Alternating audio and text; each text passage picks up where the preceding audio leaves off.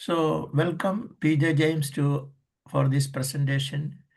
PJ James has been was an economics professor in Kerala Gandhi University for very long. Then he took early retirement and became a full-time CPI ML activist. Now he is from last two for last 2 years he is the general secretary. He has written quite a lot on the state of nature of India. We have initiated a discussion on the state of India, the nature of production relations in India, and I now invite James to make the presentation. Dear friends, am I audible? Yes. Yes. Dear friends, I have already sent you forwarded to Thomas Sebastian a brief note regarding of my what I am going to present actually. So I may not be going into details. A few points only. You know that our perspective, that means we are pursuing a position that an ideological straitjacket. I mean, we should always be open. That we have to start from concrete facts instead of from textbooks. That is our position. So, at the time of, I am not going into those details. We know that today, the world system, the world imperialist system, I mean, the Anglo-Saxon, 200 years of Anglo-Saxon global dominance is in the declining phase. And especially there is the inter-imperialist contradictions, especially between the US and China, uh, that is sharpening. And as its manifestations are, several manifestations are there, which you know better than me. Now, in the case of India, and many questions are there. The left is very weak. We know that internationally, even though global capital, I mean, imperial system is facing many serious crises, and the burden on the world people is going up, and people are coming forward. All sections of the people are coming forward, rising up against the system at a global level in many countries. But there is the clear lack of an ideologically, politically, organizationally capable left that we know. The left is weak. The international communist movement is weak.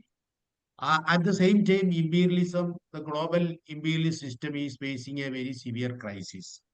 So this is the situation. We know the Palestinian question also. You all know that in spite of this, the international community is still like a spectator.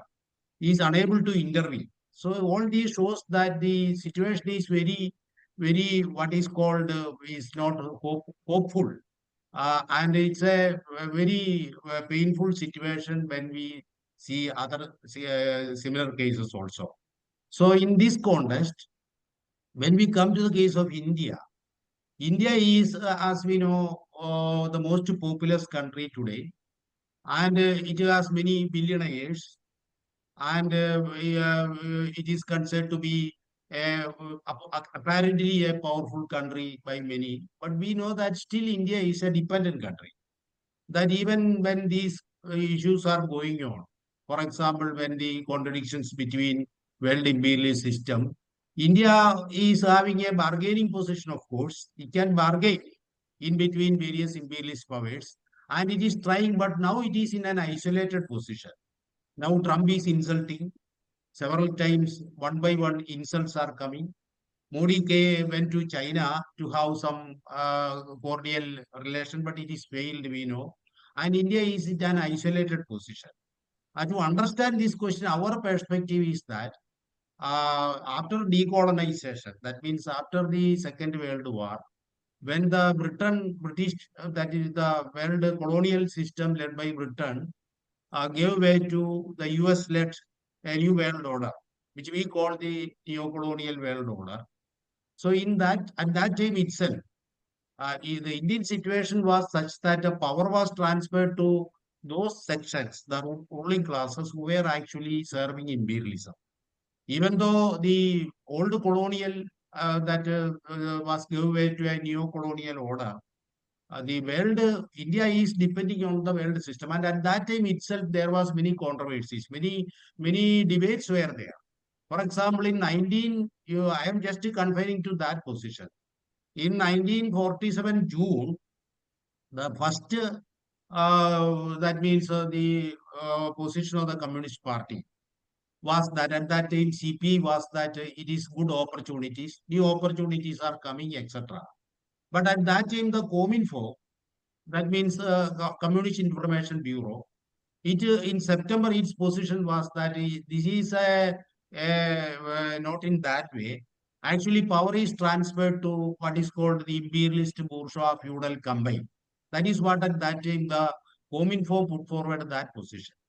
And immediately the Communist Party, the CPI in India also followed that. They also took a similar position in 1947 December. And we know that the Chinese Communist Party, after the ascendancy of Khrushchev to power after Stalin, in the 60s, in the these polemics, the great debate that period, Chinese Communist Party also put forward a position. We know led by Comrade Mao that the this what is called we are the world is now moving to a neo-colonial situation or neo-colonialism, which is more pernicious and sinister than the old colonialism. That was the Chinese Communist Party's understanding. And this position was very clearly discussed among revolutionary communists at that time. But we know that in spite of that, the mainstream communists in India were considering that there is independence, political independence. But our understanding is that there is only formal independence. Formal independence means, in essence, the Indian state is depending on, it is incapable to take decisions of its own. It is depending on global capital, and policy decisions are taken by global capital. This was the revolutionary position even at that time.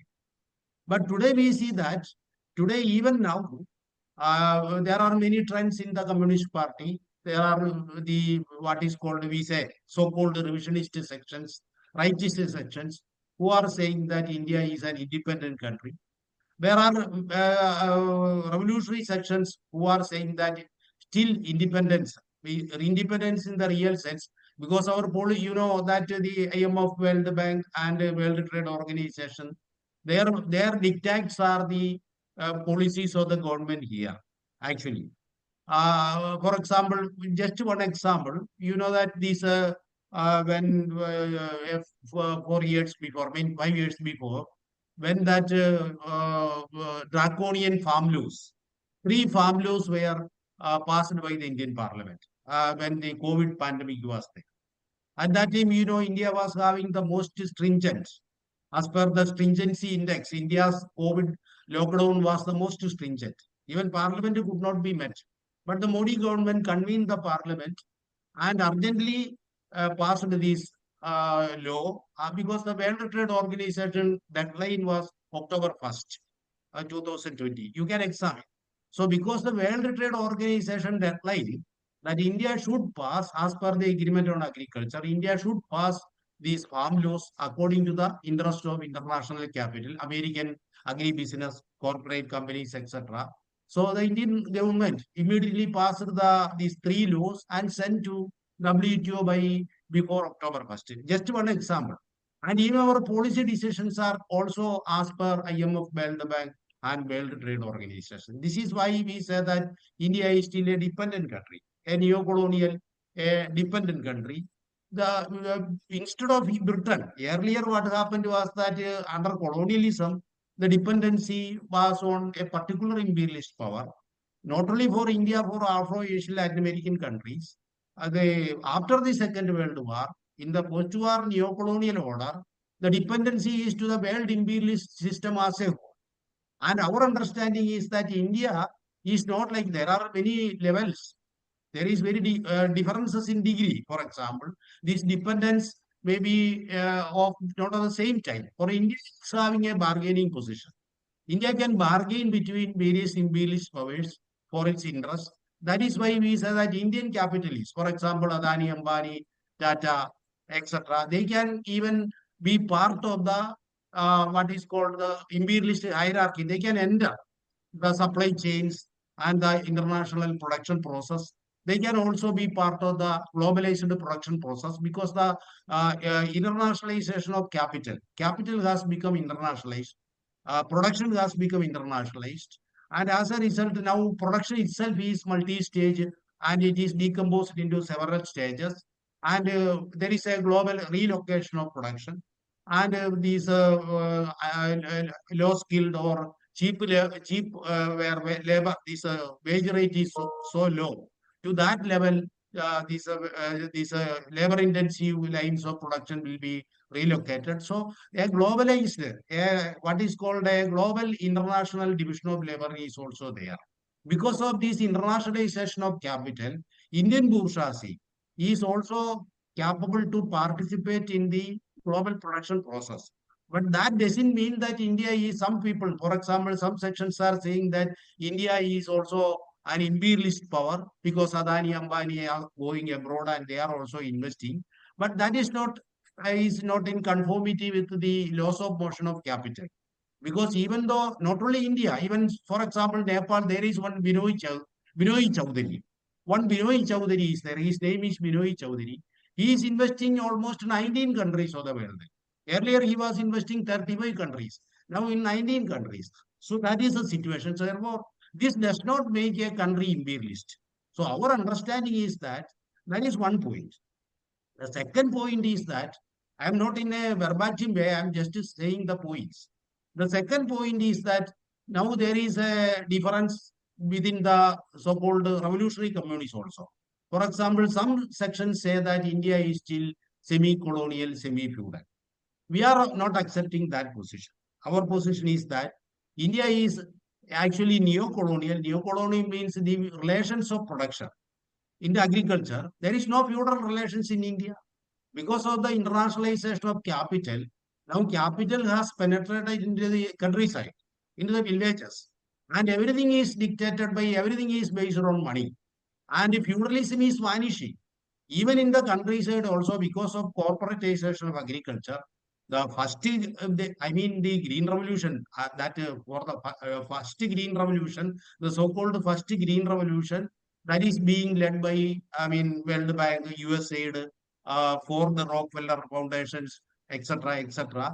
So this green revolution based on the high yielding synthetic pesticides, high yielding seeds, etc., etc., new technologies, etc. And to facilitate that, the Indian government, after power transfer, the Modi government, sorry, the Nehru government has imposed many top-down agricultural laws, I mean labor law, I mean land reforms, abolished the semindari system, and so the feudal relations were slowly changed, such that a new agricultural bourgeois class, a new agricultural bourgeois class who is capable to adapt to the new agricultural technology, the new ideology.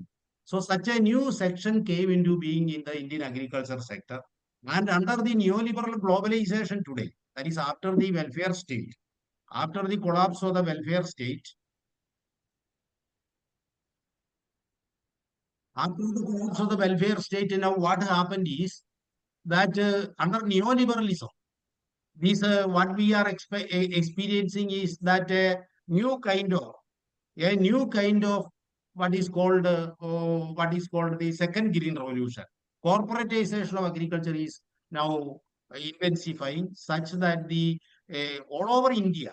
Earlier, when this neoliberalism started in the 90s, almost 60% of the countryside, the Indian agriculture sector had become capitalist. I mean, relations were capitalist. Now, because of the far reaching, I mean, this globalization, internationalization of capital, because of the penetration of capital into agriculture, corporate agriculture is developing, and displacement of these depersonalization is going. going on. Therefore, peasants are being displaced from countryside and they are now becoming migrant workers and going to slums. India is 90% of the Indian working class today is informal. Is very, very important. That means out of 62 crore Indian working class, 62 crore means 62 million, 620 million. Out of that much workers in India, almost more than 90% of the workforce in India are informal.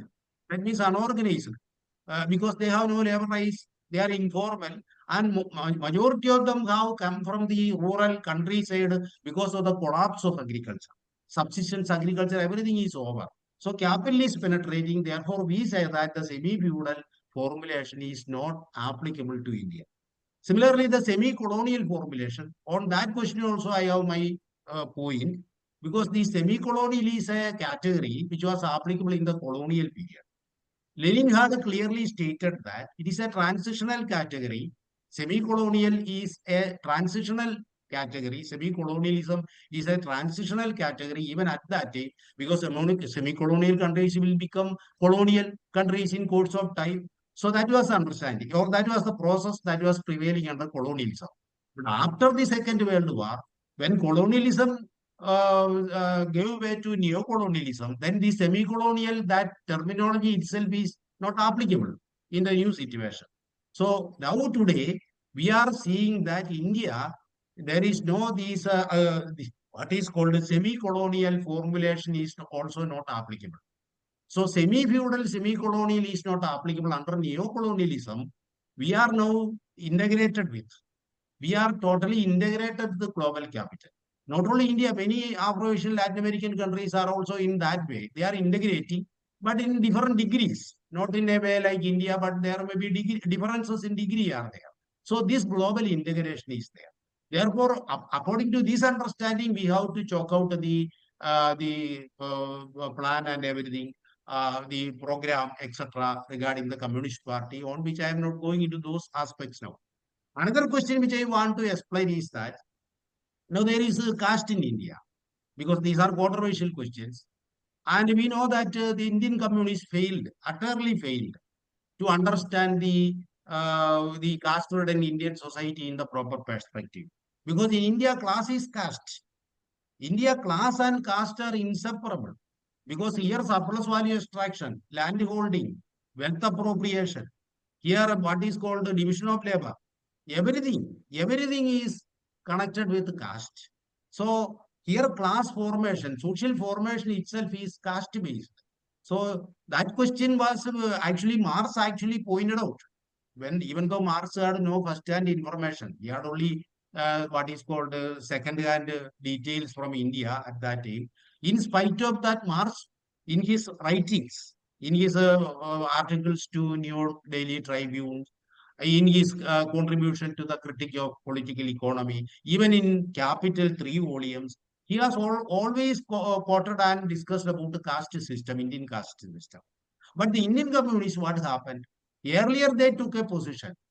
Earlier, they took a position that without the abolition of caste, there is no possibility of a democratic society in India.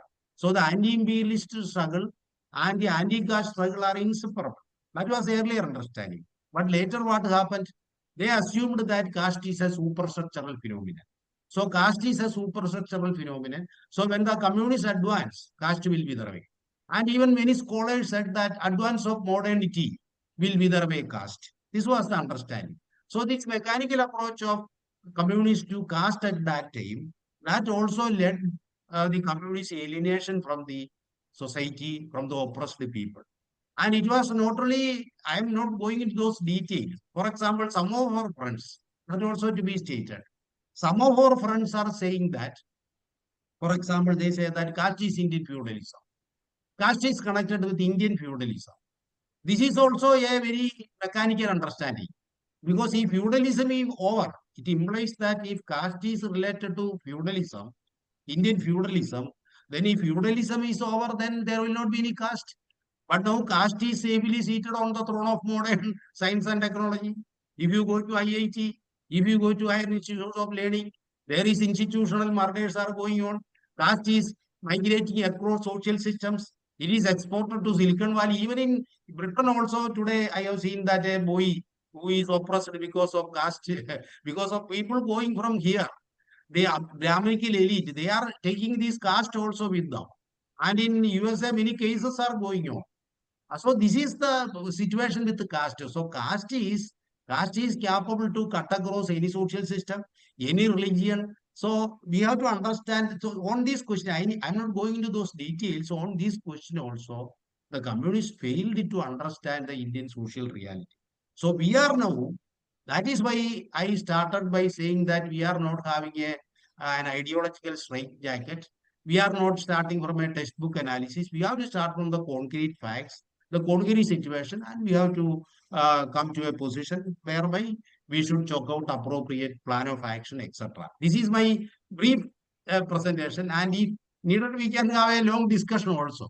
And I have already circulated, send you a brief notes, which you might have seen, and our position has already been stated. And on all these questions, we may have a brief discussion. Is it okay, comrades? Thomas Yes, Sebastian. yes, that's fine.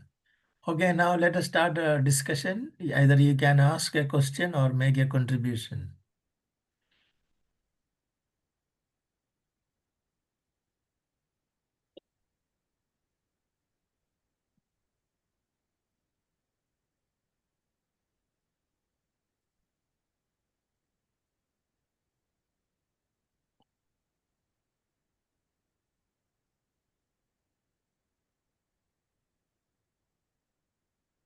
Okay, I'll start if that's okay. Yeah, yes, Lake.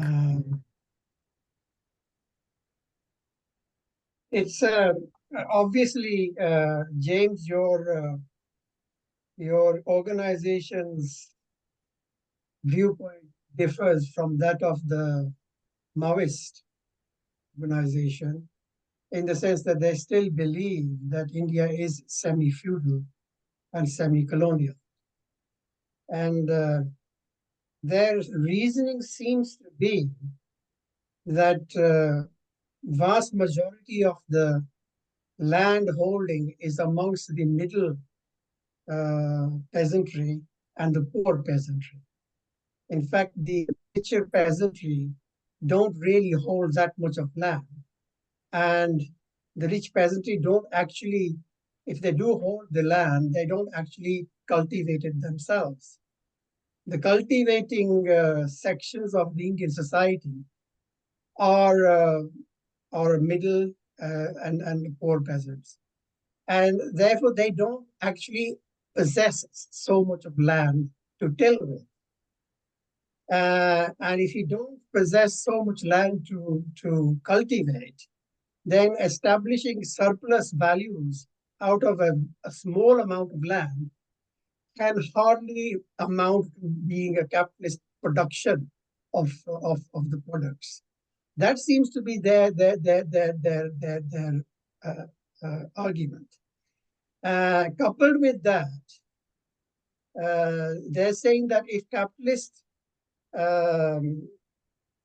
mode of production has indeed been generated, it has been established, and then the social relations among society, that of casteism for one, women subjugation the other, and the voodooism, witchcraft, and deep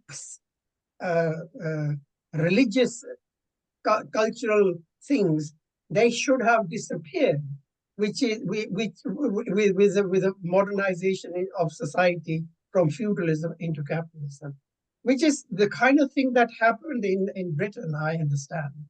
The burning of the witches disappeared through this kind of changes in society. The healthcare started to emerge amongst the people when capitalists came through. But none of that is actually present in India. Thank you. So hence, hence I sort of, I'm trying to weigh up your understanding of feudalism and say the other people's understanding of feudalism. Thank you.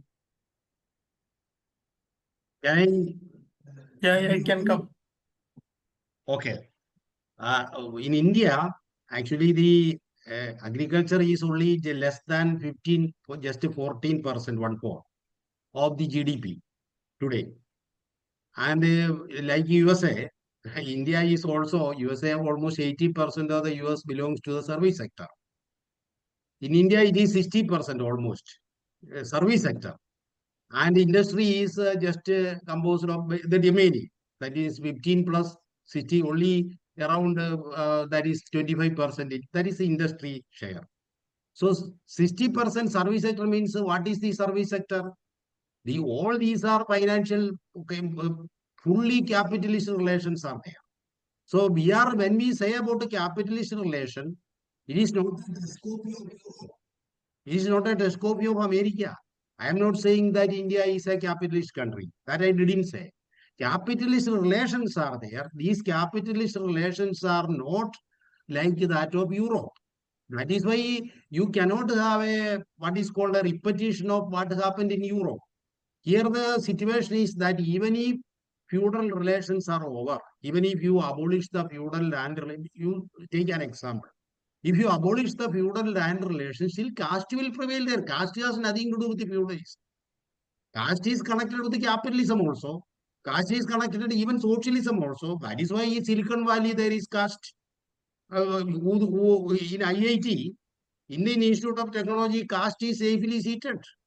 So caste is integral. Caste is inseparable from these economics and religion also. Caste, even you change the religion, caste will not change. Caste can cut across any religion. There, that is different. You cannot equate Indian feudalism feudalism. You cannot explain that India is having a feudal society based on these things, because even in the countryside, you see World Bank's microcredit, these microcredit, microfinance, and all these have penetrated into the countryside, and all these have capitalists now dominating. Even though these people are poor, people are very, very having nothing, no land, nothing, landless. Vast majority of the peasantry, the agriculture people who are in the agriculture, they are landless people. And there is no program for the parties or the ruling classes to implement the land reforms based on land to the tiller slogan. That the actual land reform should be based on land to the tiller. But such a program is not there. And because of the displacement from agriculture, because of the penetration of modern technology and modern capital, what happens is that agriculture is being corporatized in India. And even in this process already started in Punjab and in many other places, even though the Green Revolution started early. But now the so-called Green Revolution and even the second Green Revolution, which we call corporatization of agriculture, that has been spread to all over India. And in many parts of India, there is no saying, but caste is there. Caste is, even if feudalism is not there, caste will prevail. That is another thing. So we have to see that what Marx said, that Marx also said that this capitalism mode of production, which Marx analyzed in the case of Europe, at that time itself, Marx said that there is what is called Asiatic mode of production. And this Asiatic mode of production means you cannot have a repetition of the capitalism mode in that sense. It is a different thing. So many countries of the world, in Afro-Asian Latin American countries, we will not see the European pattern or the American pattern. You cannot see a repetition of the Anglo-Saxon pattern. It is a different thing. So the social relations are capitalist. In that sense, it is capitalist, but it is not in the same capitalist format that we are seeing in Europe. So that will not be there. As in the case of Indian bourgeoisie, can you say that Indian bourgeoisie is also entering into global billionaires list? Adani, once he was number 2 or number 3. Whether it means that he is a world who can lead the world, no, he has no control over technology for software and for her hardware, for all technologies, including hardware and software. Indian bourgeoisie, Indian capitalists, Indian billionaires are depending on either on China or on America or on Europe. They don't have any technological control over any control over technology. For example, these software digitization. No, can you point out of one digital platform in India, one social media handle in India, one app, one Indian app? Can you find out? India is a Indian Adani Ambani. So therefore, we cannot explain, we cannot understand the Indian situation by based on the European, or that analysis is not possible. India is having its own specific concrete under situation, and therefore here we are of the opinion that here there is no feudalism. Feudalism is there, maybe there. That in America also there may be indigenous people who are still practicing. That will be in the pocket. Similarly, India also there will be in pockets. There may be something, but there everything. These peasants are not now what is called vassals. Earlier, they are free. Peasants can go to the urban areas. If they are getting money, they will go. So the real this land is with the rich. Of course, I agree that middle caste sections of the Brahmins have already migrated to as bureaucrats or to foreign countries. So the land is gone to the middle caste, intermediate caste, all over India. And these intermediate caste is the ruling class in many states. So they are landowners. And but the vast majority of the people are displaced from land. They have nothing to do with land. They are depending on land because of no other option. But the relation is not feudal. That is what I am saying. That is why semi-feudal is not a term that is applicable to India. It is not applicable in the present context. Thank you, James.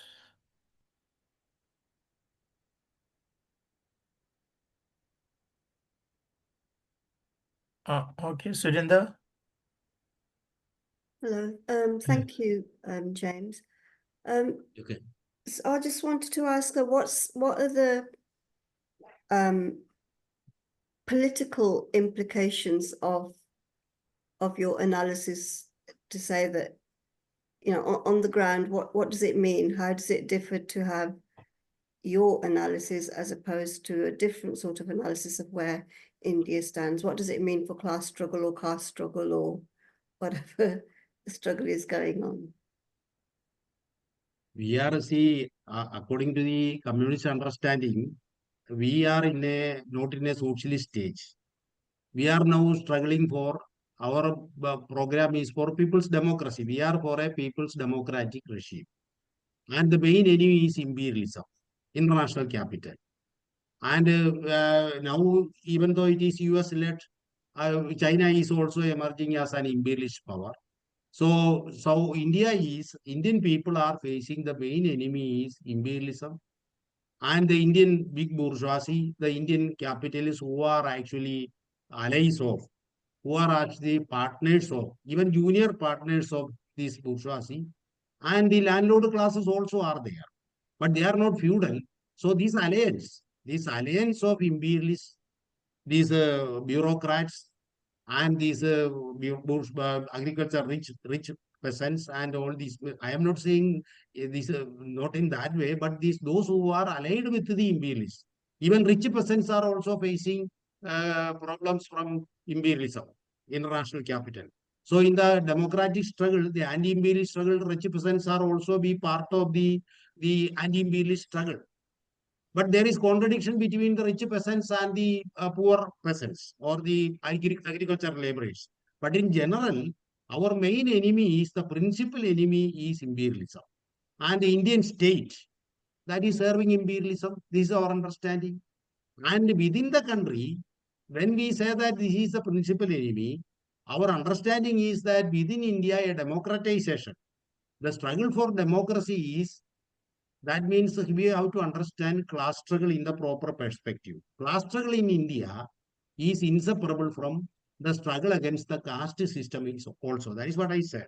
So you have to take both into consideration. You have to have a struggle against the caste system also. Without eliminating caste, without annihilating caste, there cannot be any democracy. And here, as I have already said, here everything is dictated by caste. So class and caste are inseparable in India, integral in India. That is the Indian social system. It is a unique social system, unique social institution, which you cannot find anywhere in the world. Everything is dictated by the caste system. And caste is inseparable from class also. If you take the class, who are the lowest of these vast majority of the toiling, the working people in India? They are the oppressed caste. They are the low caste. And if you take the bourgeoisie, the bureaucrats, the class one officers, the IAS, IPS, IFS, such officers, they belong to the upper caste.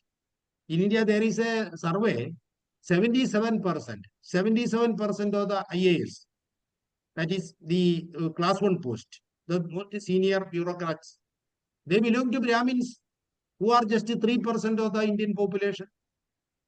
And even if you go to the corporate, the industrial, or the service sector, the financial sector, there also you will see the same thing. You take culture, art and literature, there you will not say any low caste people, because vast majority of the Indian people are low caste. 80% of the Indian people belong to the oppressed caste and the backward caste.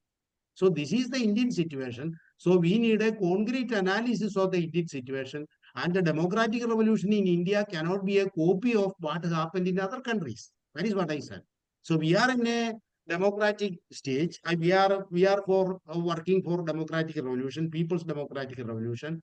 And our main enemy is imperialism. And those who are allied with imperialism within India. This is our task. This is our task. And that is why we are not saying that it cannot be a copy of, or you cannot have a what is called a textbook copy from other countries. Yeah. Yes, Kalpana wants to say something. Yeah, I feel very ignorant really about situation, but I'm trying to understand from the analysis. Are you sort of suggesting that there's a significant change compared to 1947 to now, in the sense that inroad of finance capital and corporatization has changed the nature of Indian society? I mean, I was surprised you said only 16% of population is involved in agricultural workforce. I thought it was a lot higher than that. And by industrialization of the agriculture, is that so overwhelmingly determining the capitalist, if you like, mode of production, that the historical feudal relationships and things have disappeared? I mean, has the change been so significant that it's moved completely into capitalist mode of production? And I agree with you that in case of Indian analysis, caste has to be taken in every situation. But even the caste relationships were considered feudal relationships, even during, anyway, yeah. I don't know whether I'm making myself clear. Shall I respond? Yes, Ah. you can. I didn't say that 15% of the population. I said 15% of GDP. Agriculture is now 15% of the GDP. That I said so. Not a population. Population more almost 35% of the population still depends on agriculture in India for their sustenance. So the question is that you said that how these financial, this 1947 compared with the 1947 to the present, what happened, etc. This is a global phenomenon. That means after the Second World War, and especially after the 70s, there was a one-to-one relation between what is called a production and financial, speculation.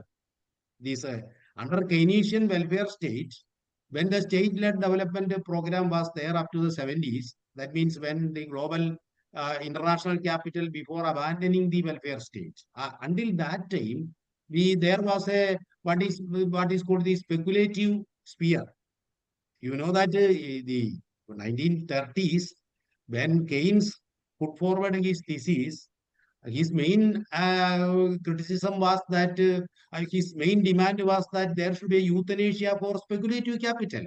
So it is speculative capital that creates a problem in capitalism, according to Keynes. So control over speculation should be there. But what happened? In the 70s, when the crisis came in the form of stagflation, you know better than me, stagnation and inflation. When the 70s crisis came, in the 30s, another thing was there. There was what is called the international capital, I mean, communist movement was advancing. Therefore, imperialism required an ideological weapon also. This welfare capitalism, Keynesian welfare capitalism was an ideological weapon also.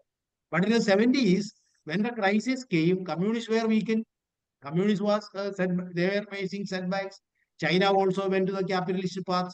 So taking advantage of that situation, the international capital, imperialism, they took away all controls over capital. Capital was allowed unfettered, uncontrolled mobility, cross-border mobility. And this led to a financialization. And now this financial sphere, production is only some economists. I remember that one Peter Drucker, economy. He has said that today production is like what is called a bubble in a whirlpool of speculation. That is his definition. Production is a bubble in a whirlpool of speculation. That is what is today the world. And America is a typical example.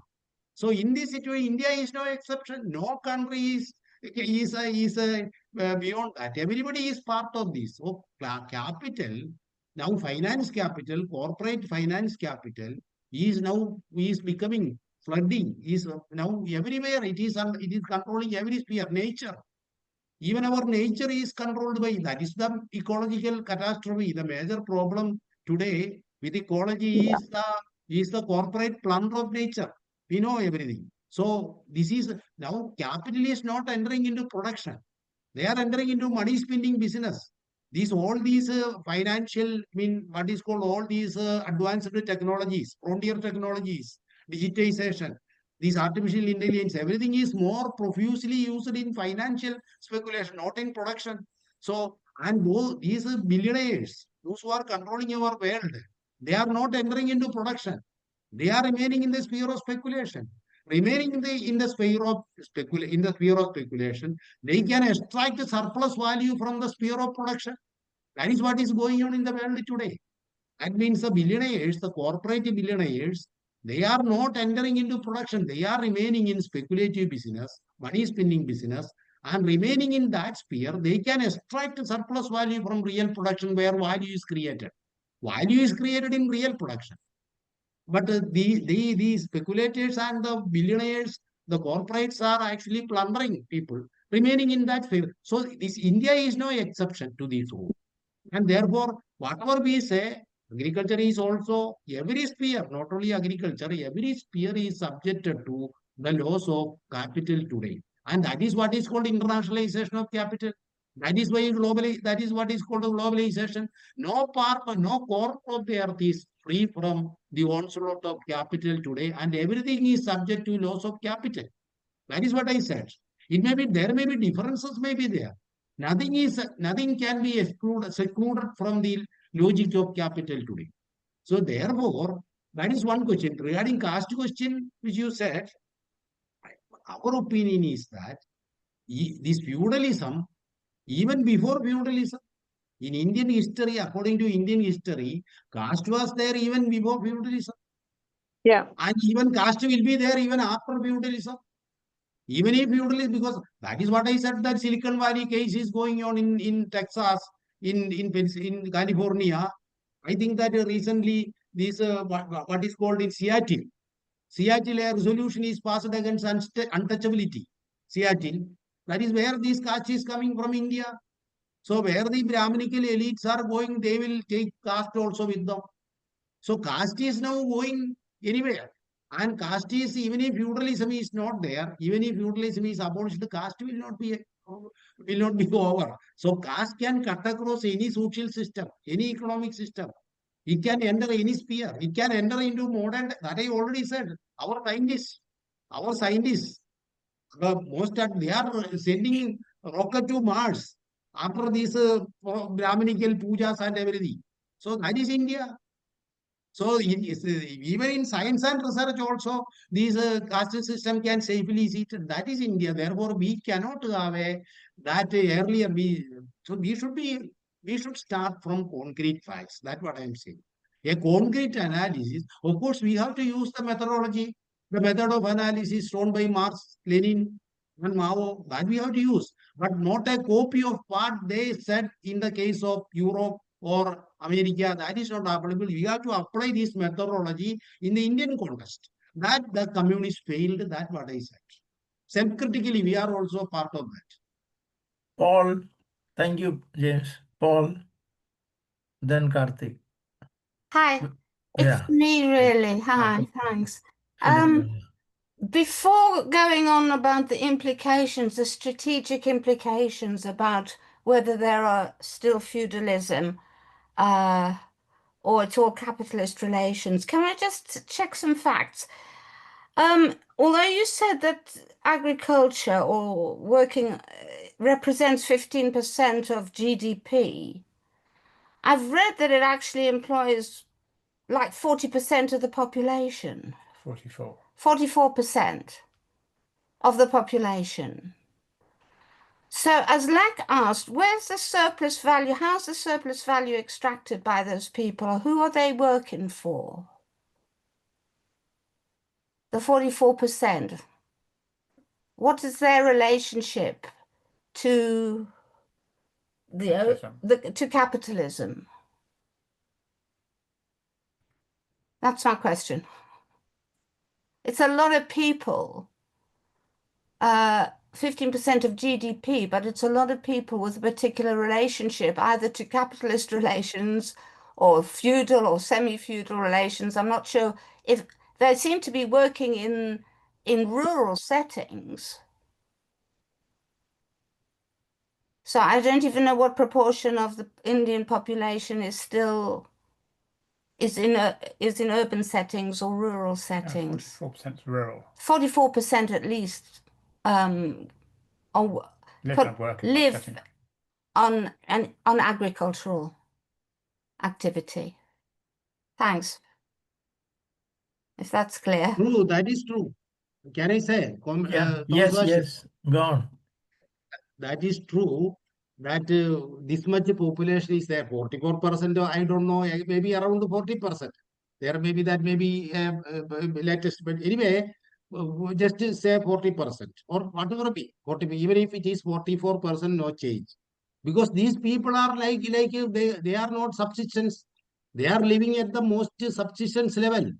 And whatever is produced in agriculture is extracted from this sphere, and even in other spheres also, not only agriculture, even other areas. You take industry, the same law is applicable to industry also, the same law in agriculture. Even industry also, the informal sector means informal working class.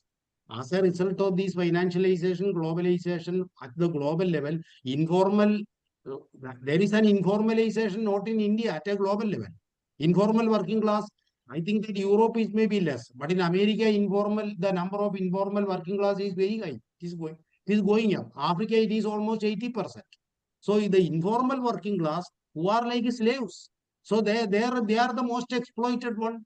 Their living is very on a pitiable level.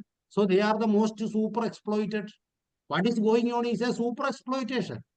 And these modern, these capitalist, the so-called financialization now or the corporatization now, that is leading to hitherto unknown levels of super exploitation. Yeah, and who exploits them? Working class. Who exploits them?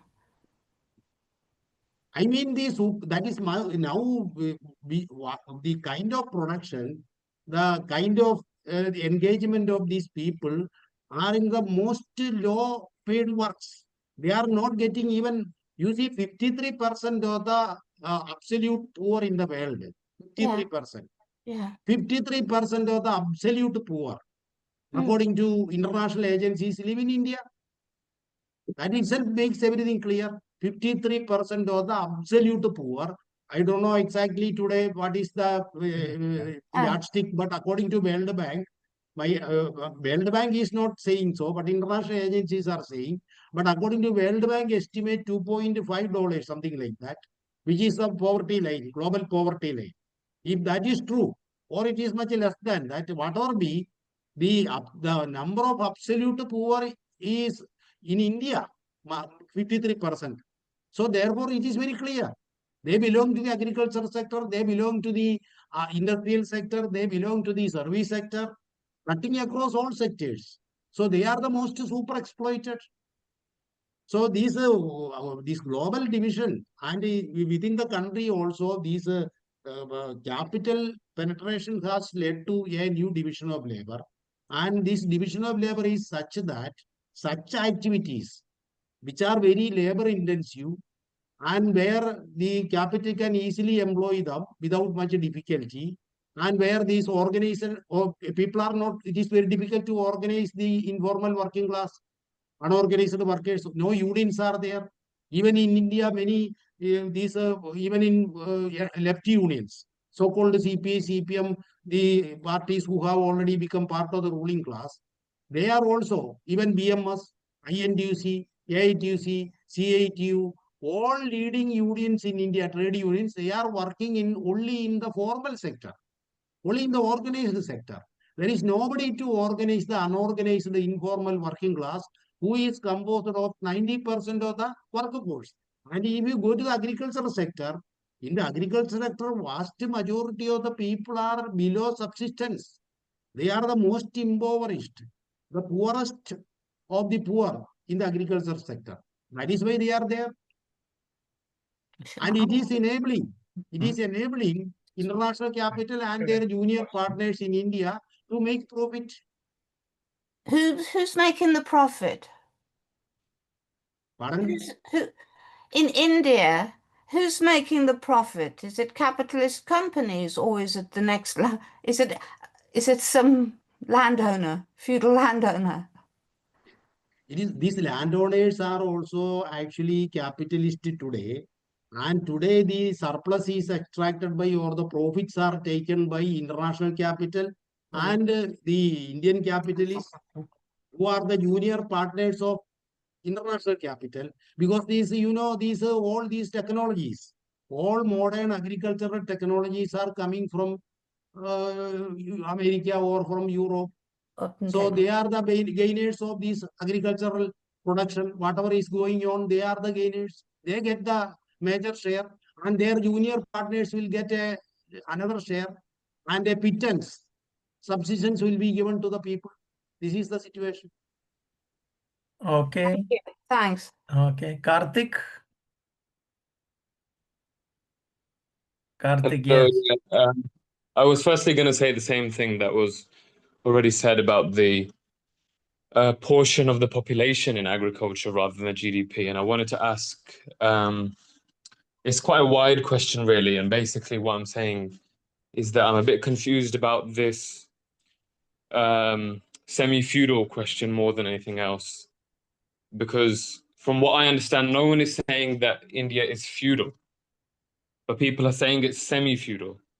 And to me, what I'm hearing, correct me if I'm wrong, but I'm hearing that you're saying it's no longer even feudal except for some pockets here and there. And with regard to the caste issue and how that relates to this, you're pointing out rightly that caste persists in the diaspora. It persists in Silicon Valley and in the Indian cities. But isn't the economy in the Indian cities from which these diaspora in Silicon Valley and elsewhere that they're coming from, isn't that all, like, it's not in a bubble, it's linked to the village economy, it's linked to the social divides that exist along caste lines, the same way that they did during feudal times in the villages. So for example, someone here who's being casteist in Britain, that's often not entirely something they've learned in Britain. That will also be because they still have land back home. They're picking that up from there, and they're aware of the divides that exist in Indian society, which have continued to exist since feudalism. And they've changed, as you point out. Obviously, they've changed, but I'm just confused because other groups tell us that they've changed, but they've also persisted, and that's why India is not feudal. It's not feudal, it's semi-feudal. So I just wanted to get a little bit more context on how it can be that India isn't feudal if it's not a totally urbanized country, if it's not if a large chunk of the population is still rural, and in the countryside we still see social divides and feudal relations of landlessness and others having land and being treated in appalling ways by, as in the landless Dalit laborers being treated appallingly by those that have land. And then even the city economy is based on this. Who's poor in the city is shaped by who has land, and who is not so poor in the city is also based on that. And I don't know what they're called in other regions, but for example, in Punjab cities, there's artiyas and there's the commission agents, there's the local money lenders. And from what I know, this economy still exists alongside the entry of capitalism. So I just wanted to get any comments you might have on that. And I understand you pointed out that even Marx said about the Asiatic mode of production, but I'm not satisfied that that tells us that India will not urbanize as it passes out of feudalism, or will not transcend feudal social relations as it passes. So yeah, I hope that makes sense as a bit of a confused question. Okay. Can I? Yeah, yes, yes, please. Actually, this urbanization question, India is fast urbanizing. In spite of a country which is still vast majority of the people are still poor, unemployed, or underemployed, or working in informal sectors, slave-like conditions. Urbanization is going up. That is, slums are developing. Okay. The slum population, that is internal migration.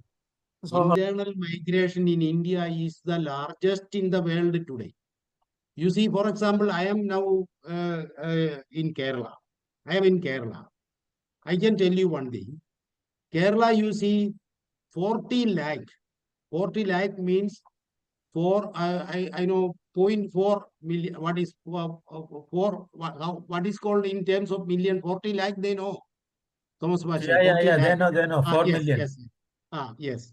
So 40 lakh or 4 million migrant workers from other states are working in Kerala. Kerala is 40 lakh means 4 million. 4 million. No, it is 1.4 million. Migrant workers are there in Kerala.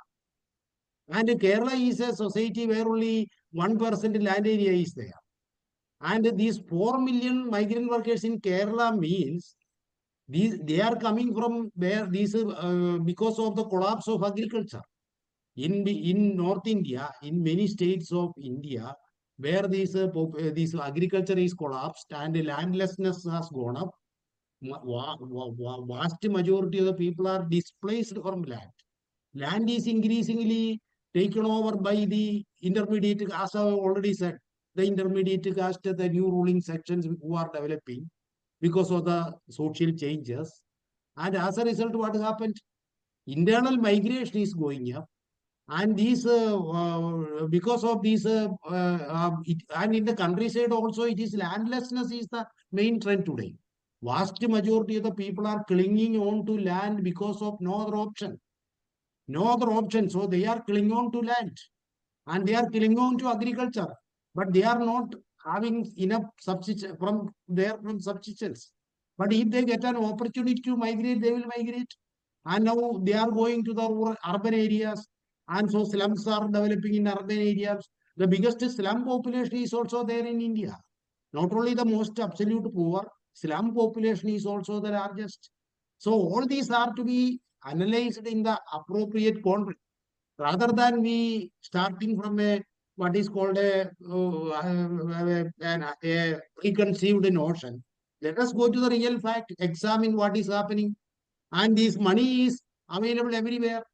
If you got banks are there and there, these self-help groups. This Grameen Bank in the US, Bangladesh, this Grameen Bank of Bangladesh Grameen Bank, who is so that is widespread in India today.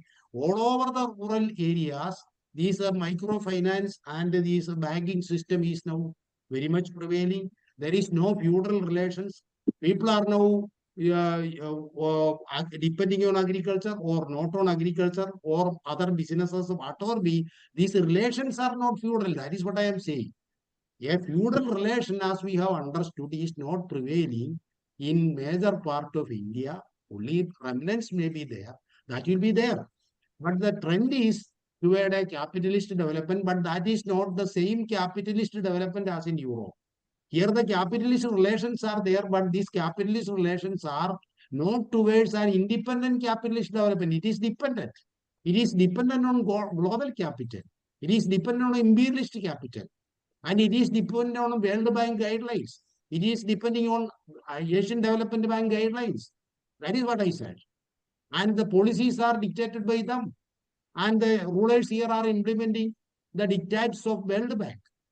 I am just telling you how these things are working. Now there is a law in India, India, what is called FRBM.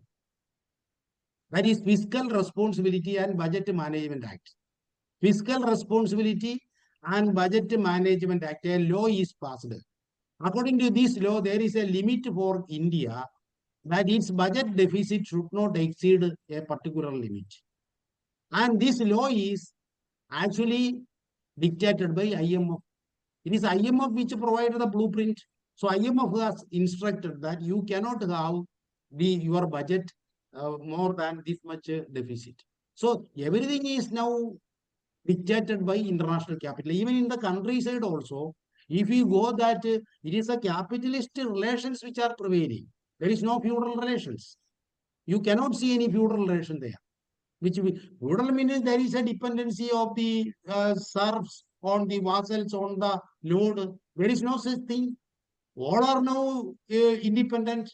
These so-called feudal people are not there. They are all capitalists in their way. They may not be compared with other capitalists, but they are also working on capitalist relations. So we have to and caste system is also integrated with all these things. So it is not a pattern that we can see from our understanding. It is a different thing. India is a different thing. And so that is why the communist movement also could not understand, failed to intervene appropriately. And that is why it is a fringe group now all over India, in spite of many contradictions are there. So that is why we are now trying to understand this question in the proper perspective. Details we can discuss later. Okay, thank you. Now, Lake is coming back.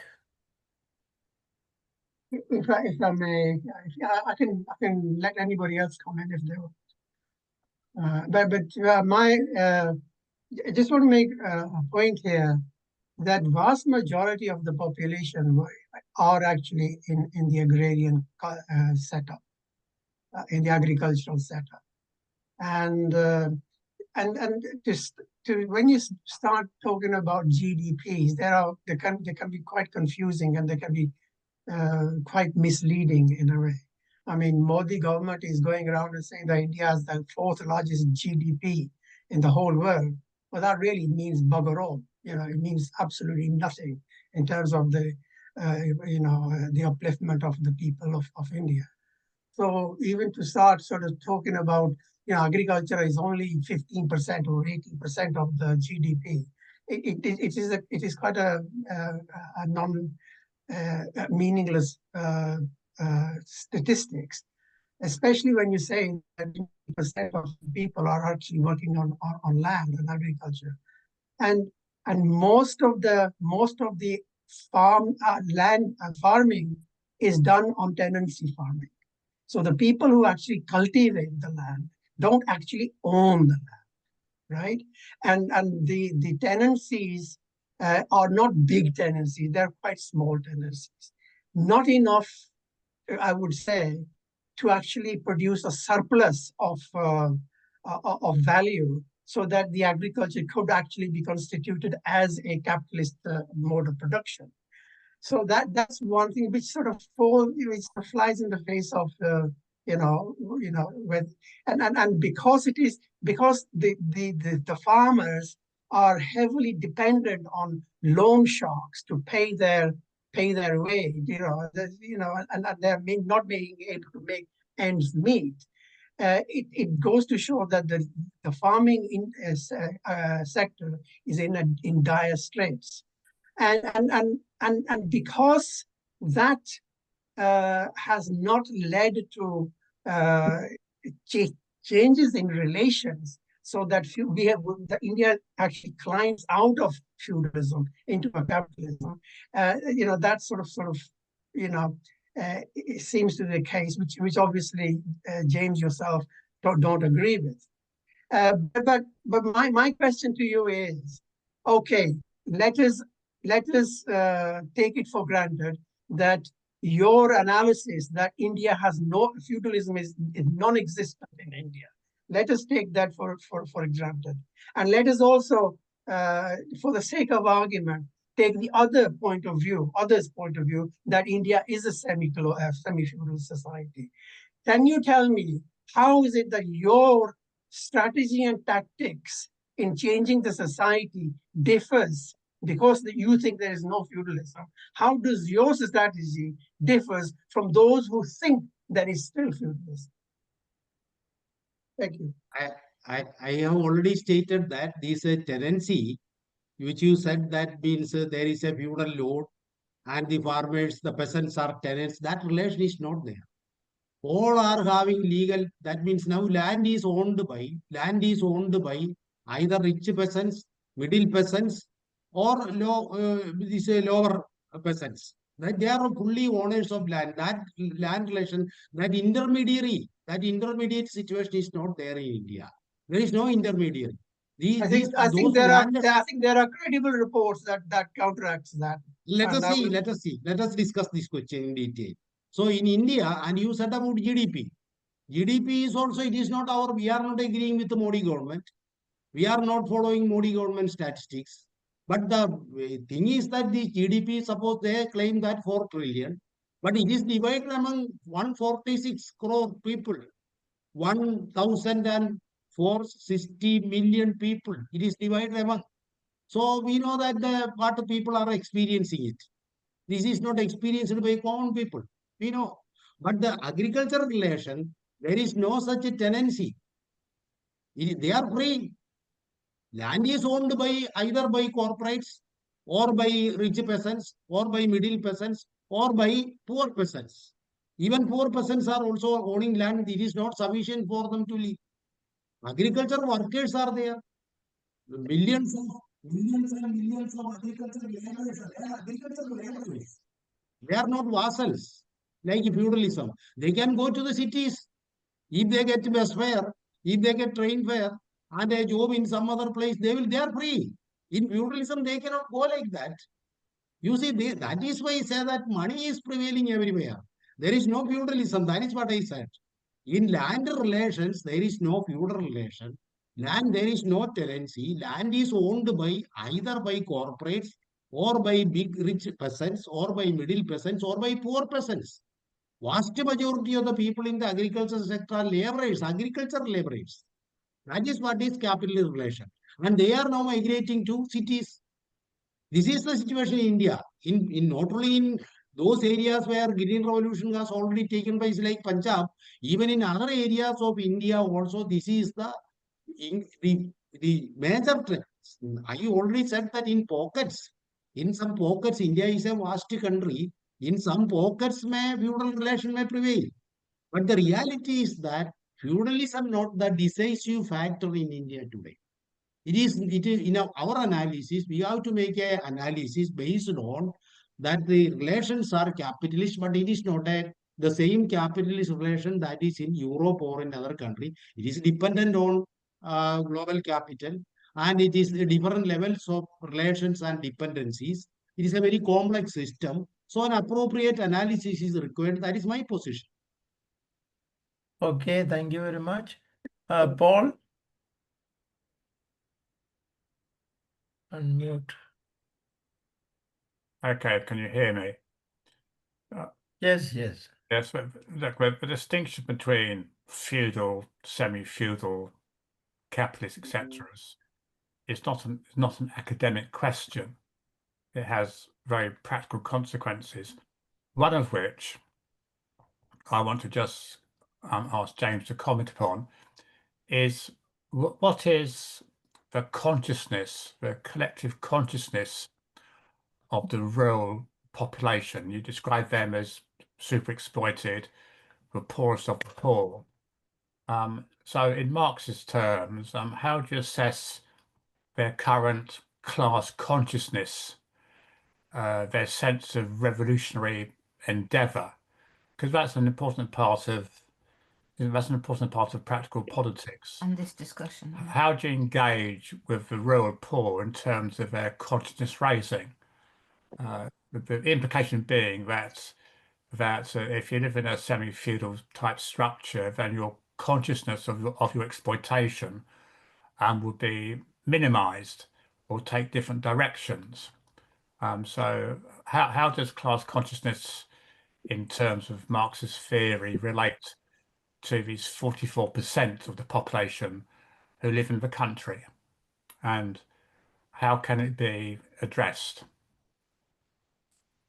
My understanding, my opinion, I am saying that today India is in a fascist situation, and the fascist regime is effectively utilizing this what is called the caste ridden Indian society, and the consciousness being created by caste system. And the society is now the communist, because vast majority of the people are living in even this urbanization and everything in their countryside. We know in villages, that doesn't mean that feudal relations are there, but at the same time the consciousness of the people are now created by, or is based on the existing social relation. It is mainly caste based, and because of this caste based social relation and this Brahmanical value system, it is easy for the ruling regime. It is easy for the ruling regime to exploit, to utilize for their purpose. That is why a Hindutva consciousness, it is not a class consciousness. A Hindutva consciousness is very very much, means it is widespread across the society. Even the so-called communists, are infected by these Hindutva consciousness. That is why Dr. Ambedkar called at that time communist leaders as Brahmin boys. They called them Brahmin boys, the communist leaders then, because the caste consciousness is now prevailing. Class consciousness can be imbibed. You can develop this class consciousness only by fighting against the caste system. An uncompromising fight against the Indian caste system, the most inhuman social institution in the world, which considers vast majority of the toiling people are subhuman. According to the Manusmriti, the code of Manu, according to Manusmriti, the majority of the working class, the toiling people are subhuman. They are not human beings. Women are subhuman. So this is the consciousness prevailing. And the Communist Party, the Communist movement also failed to change these consciousness. Even if education is there, even if science is there, even if higher education is advancing, this is actually integrated with. There is an understanding that whatever they are taking the technological, what is called the technical aspect of science, technology, that is the what is called for how it can be used for their profit. So they are interested only in technology, not the scientific thinking. That scientific spirit is not there. No scientific thinking is there, but technology is there. So that scientific approach, scientific thinking, because of this caste system and because of this reactionary social institution, the class consciousness is now lacking, and it is the duty of the communists. It is the duty of the democratic forces, all progressive forces, to work for this changing the social system by intervening and by developing the class consciousness. And this class consciousness is not merely what is called a organization of the workers alone. It should be organizing the working class against the caste system, against the all institutions that create patriarchy, that is against women. So it is an all-embracing task, and it is not a mere what is we call an economic task. It is a what is an all-embracing, a socio-economic, political, intellectual, cultural offensive is needed. And some total of this will be the what is only the alternative before the people today and for the communists. So unfortunately, the communists are not going to or not taking this question in the proper perspective. Communist means the so-called communists. That is what is our understanding. So-called means they claim that they are communists, but they are also following the caste system. Thank you. Okay. I've got a secondary question, follow-up, Quick.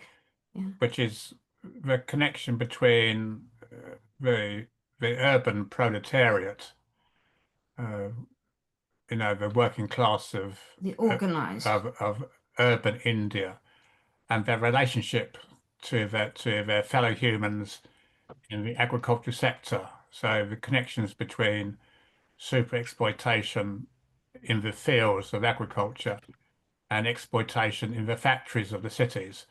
How do you understand that connection evolving? He said they're all There is no that type of a separation today. Actually, countryside and urban centers are integrated, and workers are moving across. Now, large number of the migrant workers, vast majority of the working age, they are going to their rural areas after working in the urban centers, are living in slums. They may go to the rural areas and they may come back. So there is no difference between. That is what is we have to understand. In India, there is no separation between, no watertight compartment between rural and urban centers. Now, India is now, this rural urban divide is now slowly, even not slowly, it is rapidly disappearing. And therefore, the urban proletariat means not in factories, like they are working in informal sectors, they are not working in the organized factories, and where they may be working in subcontracting, where these are outsourcing, where cheap labor are available, there this work is outsourced. So they may be doing that. They may be get a meager wage with no working condition. Instead of 8 hours, they may be working for 18 hours with no wages, no working conditions, no rights. So this is the situation. So that division is not there. And the this urbanization is also increasing, and integration between rural urban sectors are there. These are not separate today in India, like in other countries of the world.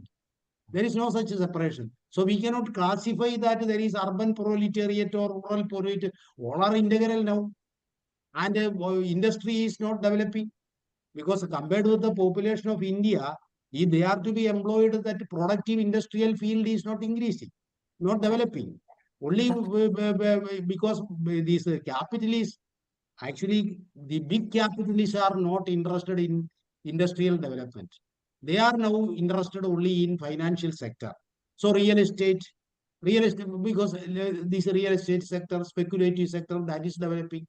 But the true industrial production, that means by which the country's independent industrial development, such an independent industrial development is not in that way. You see, it cannot be compared with other countries. I mean, Europe or like that. It is there, but vast majority of the people are unorganized, informal, having no right. They come and they are wage earners, daily workers like that. And their thinking, their mindset, they are also infested by caste. This caste is a hierarchical one. It is from higher to lower level. It is not connected with the upper caste only. This caste system is permitting to the lower caste also. Everybody is based on caste thinking. Even the workers are also caste based. So we have to overcome all these. It is the task of the communists, it is the task of the progressives, democratic forces in our country to overcome this question through a proper analysis and appropriate action.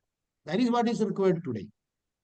Thank you. Thank you. I've just got Okay. one more third follow-up question, which is what Marx termed the lumpen proletariat. And I'm just wondering what your views are. Does there exist in India a lumpen proletariat, this reserve army of workers who can never actually work? In particular, because the lumpen proletariat historically have been used by the far right as foot soldiers, street fighters. The lumpen proletariat are recruited by the fascists to do their dirty work. So have you any thoughts upon what Marx called the lumpen proletariat in India, if it exists at all? That's a very interesting question. India today is not like Western countries. I mean the lumpen proletariat. You mean? So the lumpen proletariat means the unorganized and the unemployed workers. Large number of millions and millions of, because 146 crore people, millions and millions of unemployed youths are there, and they are being used as fascist goons. Now RSS, the longest running, the largest fascist organization in the world today, is controlling the reins of the country. So they are the street goons they are using. Street goons are there. They are using these people, this young generation, for their agenda. So that is a system today. No such intervention is there. Oh, I thank you. agree with that. But you cannot compare with the West. You can't compare those. Okay, last question. Karthik has raised. Philippa, want to ask something? No, no. I was applauding. Yeah. Karthik, and then we can wind up. Karthik. Karthik is not Okay, there. thank you. Thanks for everything. I just wanted to ask about this analysis that your party holds. Is it, firstly, is it one shared by other groups as well? And secondly, how is this analysis constructed? And I understand you might not be able to give us a full answer because of security concerns and stuff, but if you're able to say, then, because as we know, true knowledge comes from practice and social investigation and analysis and stuff. So I wanted to know if there's regions where you've been embedding, where you've been going to villages as a party and learning from an on-the-ground analysis, or if this is, or also if this is held by other groups. And just where your party is active, which regions it's active in and stuff like that, if that makes sense. My understanding. Can you comment, Thomas Sebastian? Can you explain what he in brief what he said? Yeah, what he said, I understand, is that he said, how do you construct your formulation? Second is, where do you practice where do you practice your ideology? Is that what you said? Yes. Which areas Yeah, of? but they're essentially the same question, because I'm assuming that their understanding has come from practice and social investigation on the ground.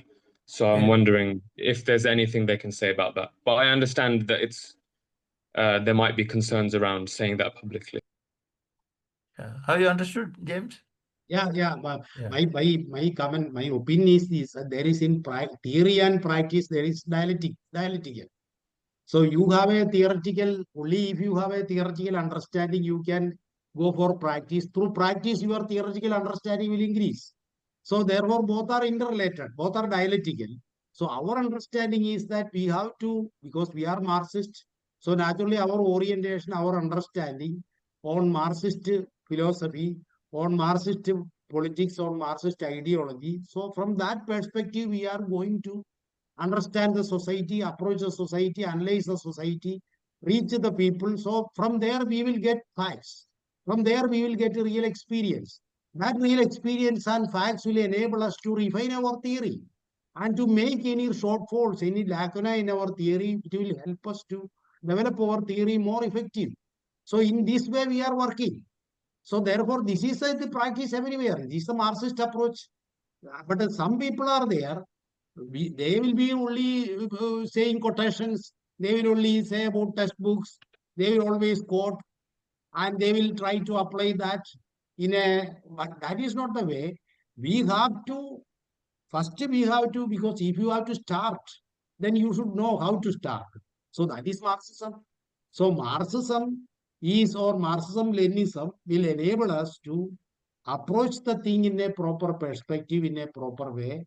And with that methodology will enable us to analyze the society, analyze the concrete situation, and that situation analysis will enable us to understand the situation more clearly, which will enable us to develop the theory also. So the problem, my understanding is that the theory of impermanence, the law of impermanence, that nothing is constant, static, everything is changing. Even Marxism, you cannot apply the same what Marx said in the 19th century or Lenin said in the 20th century. You cannot apply the same in that way here. Here, 1 century is over. When Lenin studied about imperialism, after that 1 century is over. Now, imperialism is itself has undergone many changes. You cannot take a fascism of the classical period, interwar period, Mussolini fascism and Hitler fascism. Today, no. Here, under neoliberalism, fascism is different. Everything is changing, every phenomenon. So in that way, we have to approach the social reality, and then it will enable us to develop our theory, develop Marxism, and which will enable us to apply further this Marxism, and again, then this will enable us to change the system. There is a method. No other shortcut is there. Okay, let's wind up. Thank you, James, for this scholarly Thank you. and discussion. Thank you very much. We had a very active discussion. And so thank you very much. Okay, thank you. Thank you all. Thank you. You are Thank you. Good night. Good night. good night.